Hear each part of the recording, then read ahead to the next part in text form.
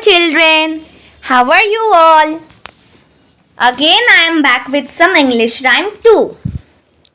So let's start. Today's first rhyme is Little Pole Parrot. Little Pole Parrot sat in his garret, eating toast and tea. A little brown mouse jumped into the house and stole it all away. Again, Little Pole Parrot.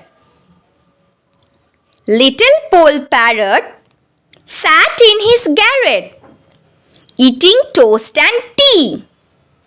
A little brown mouse jumped into the house and stole it all away. The next rhyme is Ladybird, Ladybird. Ladybird, Ladybird, fly away home. Your house is on fire, your children all roam. Except little Anne, who sits in her pan, weaving her laces as fast as she can. Again, Ladybird, Ladybird. Ladybird, Ladybird, fly away home. Your house is on fire, your children all roam.